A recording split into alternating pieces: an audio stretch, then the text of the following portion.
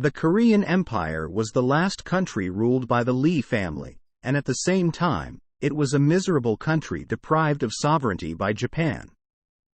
In the early 1900s, when chaos reached its peak, King Seokjojeon founded the Korean Empire with a dream and pride to build a prosperous and strong country, but soon succumbed to Japanese aggression. There is a curved building in Seokjojeon Palace that symbolizes the sorrow of a miserable history and the bitter fall of the Korean Empire. It is Seokjojeon. Unlike general Korean palaces, Seokjojeon was built using Western technology from the beginning. The name also means very simply a building made of stone, which is different from the traditional way of taking names from scriptures of the past. In Joseon palaces, the main hall and the Pyeonjeon quarters were built separately, but Seokjojeon was originally built to perform all these functions. When King Seokjeon returned to Gyeongungang Palace and established the Korean Empire, a British tax accountant named John Mac Levy Brown came to King Seokjeon and suggested the construction of Seokjojeon. It was a proposal to the effect that as Joseon was reborn as the Korean Empire, it would not be necessary to build a building worthy of its name. King Seokjeon agreed, and construction began under the direction of British architect John Reginald Harding. For us, who have built buildings only with wood and soil, the stone building is a new technology that we have never seen before, so the British and Japanese lead the construction. It took about 12 years from design to completion, but in the end, Japanese engineers took the initiative and proceeded with the construction.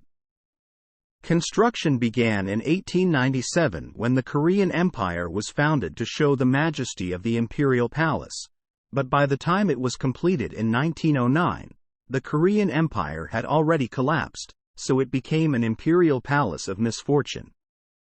Was it because of that sadness? King Seokjeon did not live here unless it was absolutely necessary because it was inconvenient, and his grandson, King Yongcheon, often used it.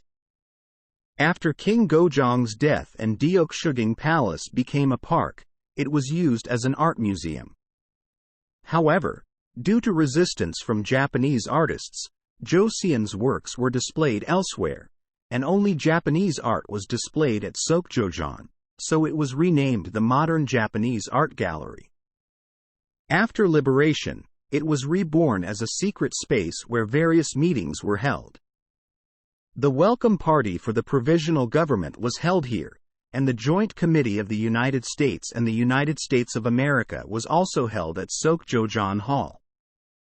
Since it was originally prepared to welcome distinguished guests, the UN Korean Commission used it as a meeting hall several times, and after the establishment of the government, there were many opinions to have the Ministry of Foreign Affairs. A large part of it was destroyed during the Korean War, and after reconstruction, it was used as a museum. However, as all the relics were moved to Gyeongbokgung Palace in 2005, there was a discussion about whether to restore Seokjojeon to its old style or use it as a modern art museum. In the end, it was decided to restore it, and it was restored until 2014, and it continues to this day. Since the building was originally built based on Western-style construction techniques, it faithfully follows the neoclassical style that was popular in the West in the 19th century. The building is perfectly symmetrical and has numerous columns, reminiscent of the Parthenon. It consists of one basement floor and 2 floors, and it has a neat and dignified appearance because it has not been built for a long time. The style refers to Western architecture, but we can get a glimpse of our traditional skills in the various carvings and patterns engraved inside. Plum blossoms and leaves of plum blossoms adorn it, and Korean sculptures are engraved in detailed patterns throughout, drawing attention. Seokjojeon is the palace of misfortune that was built when the Korean Empire was established and completed when the Korean Empire collapsed.